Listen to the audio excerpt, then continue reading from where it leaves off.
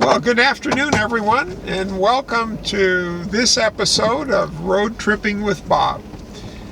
Today's journey begins at historic Tabor Hall, Lichty Center Tabor Hall, on the beautiful campus of the University of Jamestown. And my guest today is none other than Executive Vice President Polly Peterson. And our topic is going to be the capital campaign. I know this is a topic you've all been just waiting to hear about, and you're already ducking under your sofas and your chairs at work because you're afraid that we're going to ask you for money or something. But we're going to talk about the capital campaign because Polly is the leader of the pack in that effort.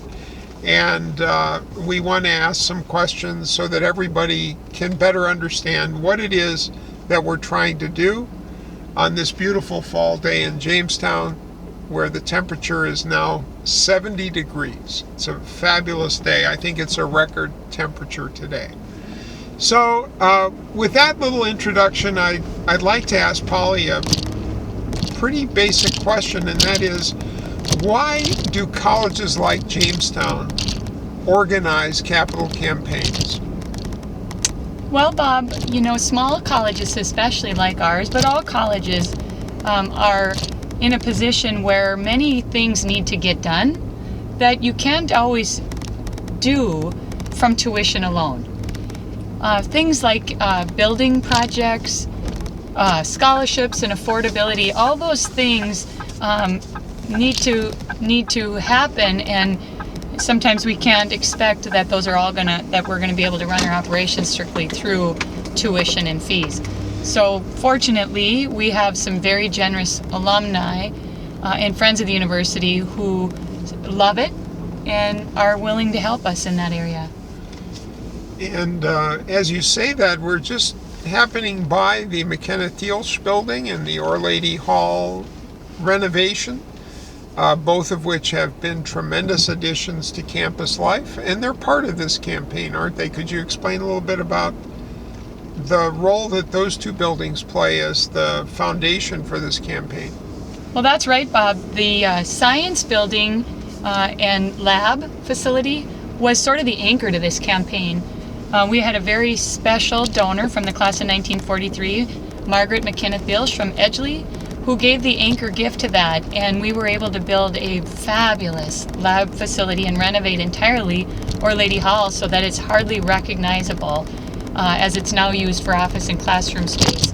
Beautiful space that I can't wait for people to come back and see next year as we dedicate and have the all-school celebration. Mm-hmm. Now, we had a capital campaign when I first came to the college. That was a $30 million goal. How does that campaign stack up to the current campaign? Well, that was a wonderful campaign. It was our first comprehensive campaign, and it was a success story. The goal was 30 million, and we raised 34. This campaign is really, Bob, double that. It aligns very concisely with our strategic plan. And so several of the things that we've been doing growth-wise in the areas of program and student enrichment, affordability, those all were part of strategic initiatives that we needed to work hard to achieve outside funding through the capital campaign. And it's a $60 million campaign, and I know that makes us all kind of gulp once in a while, but we're almost 2/3 there, Bob. Yeah, that's amazing. Tremendous progress. It's a lot of work by a lot of people and a lot of organization on your part as well. How is that $60 million apportioned as far as how it's going to be used specifically? Well, I like to think of it almost in thirds. They're almost equal parts. The first being academic excellence. There we are working on new programs. The physical therapy program, a master's in leadership program, a master's in counseling program, and mechanical engineering we've added, are in the process of adding right now. That represented 1/3 of our campaign, 20 million. The second piece was facilities to help support those programs. A new athletic arena and the new science building were included in that, as well as renovating the chapel and developing an alumni center in the old West, in what we called Westminster, which is now the NAFIS Alumni Center. A big piece of that, though, was, like I mentioned, the arena project, which we're just driving by right now. $15 million project, and we've raised about $12.5 million towards that goal. Just about there. We're hoping that we can fully fund that so that we are able to avoid having to take long-term financing to pay for that project. So that's what we're working on right now. And that's the kind of gift, when you talk about leadership gifts, the idea that one family, the Newman family, would be willing to step up and make one of the absolute most wonderful gifts we could have ever have hoped for to launch that project is what stimulates interest in many other major donors to that project. It's really a tribute to all of those that have cared so deeply about the college over a period of many years, whether they're community members or alumni. And that is a story that just continues to be told, isn't it? That's one thread that we have in common through the years. During campaigns, in between campaigns, there always are people who see the need to step up and support the vision and the future of the University of Jamestown. It's very hard to raise funds in a capital campaign without the generosity of some lead donors. Yeah. So you're right, in the case of the arena, the Newman family, Harold Newman family, stepped up and gave the largest gift, one-time gift in the school's history. And since then, we're about 15 months past that announcement, and the rest has come very, very quickly. So we're really gracious to and grateful to them for their graciousness in helping us with this project. So those of us who can't give in the seven-figure category, why is it important for us to get involved in the campaign? If I'm a younger alum who obviously is getting started in my career, I don't have the wherewithal to build buildings. If I'm an alum living in retirement and I've got to watch my budget, why is it important for me to write a check or remember the college in some way that relates to deferred giving? What is it about campaigns that requires a broad level of participation to be successful? It's not just the $60 million, is it? No, it sure isn't. That's a great point. The third part of the campaign is the scholarship piece. And that can happen in two ways. Some people set up endowments, and others give to the annual fund that support local or more immediate needs of the school and more immediate scholarship needs. Every single gift, a lot of times people say, oh, what difference does my $25 make or my $5 make? But it does matter because, we are a very good quality school as ranked by U.S. News and World Report, and foundations consider our strength by looking at the alumni participation. And when our alumni don't participate, that's a sign that, they ask those questions. Why don't alumni participate in giving back to the institution? And our goal has always been to be about 25%, about 1 in 4 alumni giving back to the institution.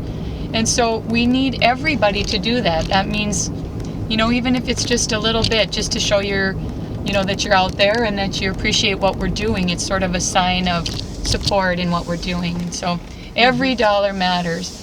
Sometimes that means people aren't able to do something now, but they're able to leave something in their will or something like that. And all those gifts count in the campaign as well. Yeah.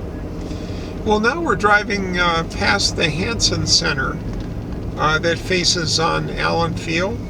And that project is going to begin about the same time that the new building opens up next fall. So could you say a word about what we're planning to do there initially in the first phase of that renovation? Well, this is really a neat project. This is maybe the first time we've ever really thought about a student union type of space. And this will be in the lower level of the Hansen Center. For some of us who used to participate, this was the old weight room. It was the old swimming pool way back when. Wrestling. The old wrestling room. This is going to become a second space for evening activity where students can hang out. The whole lower level will be renovated into an eating place, gaming opportunities, maybe bowling, 5-pin bowling. We can't wait. The students are going to be very involved in establishing kind of what they're looking for in activities, and then we will design the project around that. And that too took a lead gift from the daughter of the Hansens, Joida, who has named that lower level the J House, and we can't wait to see what that turns into. I think the J House is going to symbolize high quality campus living here at Jamestown, and that's something that really has been on the rise in recent years as we've renovated all the dormitories or residence halls, depending on what area you're in school.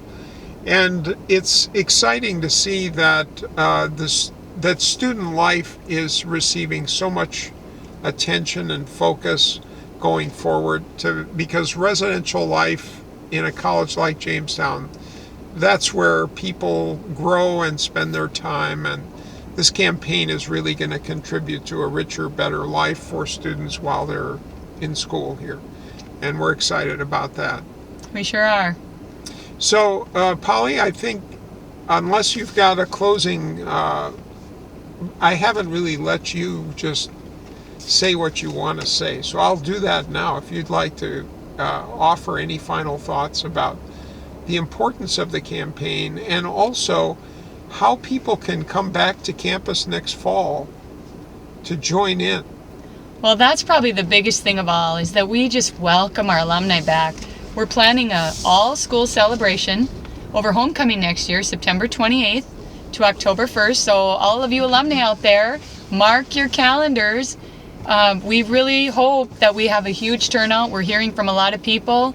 We're reserving all the hotels in town because we don't want anyone to miss out on having an opportunity for a place to stay. So come back, see what's been done here. It's easy for us to talk about, but when you come back, you remember your visit here when you first thought about coming to school here, and you went, this is where I seem like I fit. And you still fit. Alumni still fit. You're going to be so proud. So come back, see what we're doing, and have fun. And we'll see you all next fall back on campus, and we'll be celebrating the opening of a beautiful new arena for sports and all of the other great things that have been happening in relation to this capital campaign. And Polly, we thank you for filling us in on the importance of the campaign and ways in which people have been involved and can become involved. It's crucial to the future prosperity of this college and the students it serves. Yep. Thank you all out there for supporting the university and loving it. So that concludes this episode of Road Tripping with Bob, and we'll keep chugging along in future episodes, so stay tuned. Have a great day. Bye-bye. Bye-bye.